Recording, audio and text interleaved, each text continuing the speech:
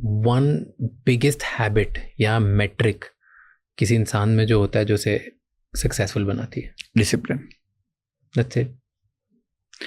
उस डिसिप्लिन के नाम बहुत सारे हैं। उसका सबसे सुंदर नाम है परसिवियरेंस।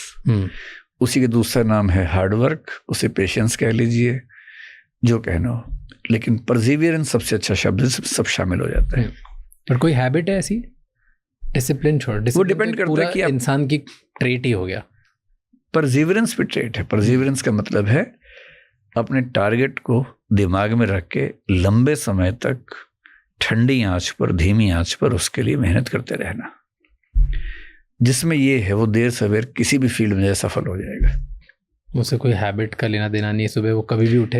हैबिट्स तो उसके अंदर रिचुअल्स हैं। हाँ, कोई ऐसा रिचुअल देखा है जो सक्सेसफुल हो? मैंने ऐसे बच्चे देखे जो सुबह 4 बजे उठते हैं आईएएस बनते हुए, ऐसे भी देखे जो 4 बजे सोते हैं वो भी आईएएस बनते हैं।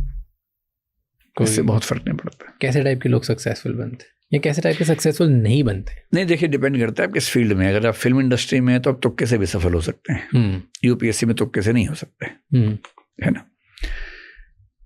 अब आप किसी ऐसे बड़े घर में पैदा हो गए कि आपको हीरो बनने के चांस बार बार मिलते रहेंगे, एक आध फिल्म हिट हो गई, रोल ऐसा है कि बहुत गहरी एक्टिंग की जरूरत नहीं, ठीक ठाक एक्टिंग की जरूरत है, तो आपने कर लिया, आप बन गए सुपरस्टार। तो उसमें सबसे बड़ी भूमिका उस तुक्के की है कि आप उस घर में पैदा हुए थे। हाँ। बाकी चीजें उतना मैटर नहीं कर रही हैं। कुछ चीजों में अभ्यास की बहुत बड़ी भूमिका है। जैसे आप क्लासिकल सिंगिंग करना चाहते हैं, चाहे क्लासिकल सिंगर के घर पैदा हुए या कहीं पैदा हुए, आपको 10-20 साल तक अभ्यास करना पड़ेगा। तब जाके वो लेवल आएगा जिस पे लोग कहेंगे कि कमाल कर दिया आपने। तो ऐसी फील्ड जहां पर बहुत ज्यादा योग्यता नहीं चाहिए, अपॉर्चुनिटी मिलना मुश्किल है, वहां तुक्का।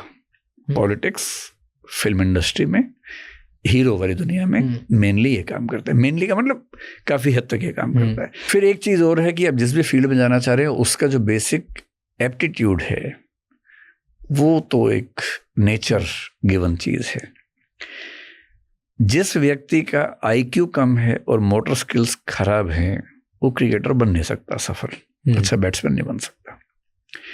अच्छा बैट्समैन होने के लिए बहुत अच्छा आईक्यू बहुत जरूरी है, बहुत तेज प्रोसेसिंग ऑफ थॉट्स बहुत जरूरी है। 150 की स्पीड पे बॉल आ रही है आपके सामने, उसी 1 सेकंड में आपको बॉल को भी देखना है, एंगल को भी देखना है, सारे फील्डर्स को दिमाग में रखना है, बैट को किस मोमेंट पे, किस एंगल पर, किस स्पीड से टच करना है कि बॉल वहां जाए जहां आप चाहते हैं। इतनी फास्ट प्रोसेसिंग, इतनी फास्ट मोटर स्किल्स जिसकी होंगी और जो 20 साल रगड़ेगा खुद को, वो विराट कोहली बनेगा। ये मजाक नहीं है। तो फील्ड चुनने से पहले अपने एप्टीट्यूड देख लेना चाहिए। बट बहुत लोग जो मान लो टॉप 10 या टॉप 15 प्लेयर्स हैं, वो टॉप 2 टॉप 3 नहीं बन पाते, जबकि वो अभ्यास सेम टाइप का करते हैं, आईक्यू लेवल पे ज्यादा डिफरेंस नहीं होगा। एप्टीट्यूड का अंतर जरूर होगा, क्षमताओं का अंतर होगा, जरूर होगा। और अगर सारे अंतर नहीं है तो फिर ये तुक्का है, संयोग है, चांस की बात है। साइकोलॉजिकल स्टेट का भी तो फर्क पड़ सकता है। ये हो सकता है कि आप फॉर्म में हैं या नहीं, और फॉर्म का बेसिक मतलब जो मैं समझता हूँ, आप बहुत उस दिन कंफर्टेबल है या नहीं, आपका पूरा माइंड बॉडी आपस में कनेक्टेड है या नहीं। इन जनरल बिलीफ का फर्क नहीं होता इसमें? कॉन्फिडेंस का भी हो सकता है। अगर सेल्फ कॉन्फिडेंस आपका अच्छा है तो फॉर्म आपकी बेहतर हो जानी चाहिए। होगा फॉर्म में। एक बहुत अच्छा प्लेयर लगातार 8 मैच में आउट होता जा रहा है, कोई नहीं समझ पा रहा क्यों हो रहा है। वही आईक्यू है, वही एप्टीट्यूड है, एग्जैक्टली वही टाइप की स्किल्स है, वही 25 साल मेहनत करके आया है, और फिर फॉर्म में है तो लगातार सेंचुरीज मार रहा है। ये फॉर्म क्या चीज़ है, बहुत ही एब्स्ट्रैक्ट है, बहुत सब्जेक्टिव है, इसकी कोई व्याख्या है नहीं। इसमें कॉन्फिडेंस भी काम करता है, इसमें गलतफहमी भी काम करते हैं, इसमें सुपरस्टिशंस भी काम करते हैं। कुल मिला के जिस दिन आपका पूरा माइंड बॉडी अगर सोल है तो वो भी अगर सिनर्जी में है, आप बहुत कंफर्टेबल है अपने साथ, कोई दबाव आपके ऊपर नहीं है, आप बन के खेल रहे हैं, तो चांसेस है कि आप कमाल कर देंगे। उस दिन क्रिकेट की बॉल फुटबॉल दिखती है और ना हो तो टेबल टेनिस की बॉल बन जाती है। ये मैंने क्योंकि खेला क्रिकेट लंबे समय तक स्कूल वगैरह में, तो मुझे आइडिया है कि क्या होता है। ट्रू। ये आप आपके फॉर्म में हो, ये लाइफ में हर ही चीज में जरूरत है। कैसे आ सकता है कोई फॉर्म में? जैसे टीचिंग की बात अगर मैं करूं तो टीचिंग में क्या होता है कि जितने समय तक आप पढ़ाते जाएंगे, अगर आप ओपन माइंड से पढ़ा रहे हैं, तो जो चीज़ें पहले अलग अलग होती हैं एक समय के बाद कनेक्ट होने लगती हैं दिमाग के अंदर, अपने आप कनेक्ट होती हैं। फिर आप जो तैयारी करके जाते हैं और जो पढ़ा के आते हैं उसमें बहुत गैप हो जाता है और हर बार बेटर होता है। और मेरी ज़िंदगी में 2-3 बार ऐसा हुआ कि मैं क्लास लेने गया और बाई चांस पढ़ के नहीं जा पाया, वरना मैं क्लास से पहले पढ़ता हूँ ताकि इनजस्टिस ना हो। आज भी पढ़ता हूँ। 2-3 बार ऐसा हुआ कि कहीं ट्रैवल कर रहा हूँ, क्लास का टाइम है, ट्रैफिक जाम हो गया, आधा घंटा पहले पहुँच के पढ़ना था, पहुँच ही नहीं पाया, सीधे क्लास के टाइम में पहुँचा, घुस गया क्लास के अंदर। और मैंने पाया कि उन दिनों में सबसे अच्छी क्लास हुई, कि जब आप एकदम तैयार नहीं है तो आपकी जो रैंडमनेस है उसमें क्या होता है कि बहुत सारे डॉट्स हैं जो पहले कभी कनेक्ट नहीं हुए थे, लैटिस वर्क स्ट्रांग होकर बाहर निकलता है, अब वो कनेक्ट हो गए हैं। साइकोलॉजी में बोलते हैं कि न्यूरल पाथवेज अगर फिक्स हैं तो क्रिएटिविटी नहीं आएगी। ट्रू। क्रिएटिविटी का मतलब है कुछ ऐसे डॉट्स कनेक्ट हुए जो नॉर्मली नहीं होते हैं, उस दिन वो हो रहे हैं क्योंकि याद ही नहीं आ रहा आपको, तो नए नए कनेक्ट हो रहे हैं। तो जैसे जैसे आप सध जाते हैं, आप नया नया पढ़ते रहते हैं, एक लेवल के बाद दिमाग में वो कन्वर्जेंस होने लगता है, कनेक्शन होने लगते हैं। फिर आप जो पढ़ाते हैं वो किसी किताब में नहीं लिखा होता, वो कोई किताब में ढूंढ के थक जाएगा, मिलेगा ही नहीं किसी किताब में, क्योंकि इसमें कई किताबें, कई जिंदगी के अनुभव और क्रिएटिविटी सब मर्ज होके एक हलवा जो बना है ना, वो ना आटे में है, ना चीनी में है, ना दूध में है, वो अलग ही तरीके से बना है। ये हर फील्ड में, क्रिकेट में भी क्या होता होगा कि आप 20,000 बॉल्स खेल चुके, 2 लाख बॉल खेल चुके, और एक दिन एक बॉल आई जो उन सबसे अलग है। अचानक आपके दिमाग ने कहा कि इस पे एक नया शॉट ट्राई करते हैं। आपने अलग तरीके से बैट घुमाया जो आज तक हुआ ही नहीं इतिहास में, और छक्का चला गया। और लोगों ने कहा कि भाई ये हेलीकॉप्टर शॉट है, धोनी का शॉट है, बन गया नया शॉट।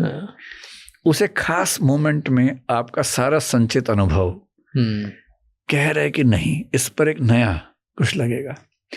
उसी फ्रैक्शन ऑफ मोमेंट में, 1 सेकंड के 100वें हिस्से में आपके दिमाग ने एक नया शॉट भेजा, आपने एग्जीक्यूट किया और इतिहास में नाम हो गया आपका। तो एक लंबे अभ्यास के बाद आपकी मोटर स्किल्स, आपका IQ बेहतर हो, कुछ क्रिएटिव थॉट्स का स्कोप छोड़ रखा हो, तो कुछ इनोवेशंस होते हैं। जैसे एग्जांपल अगर दें,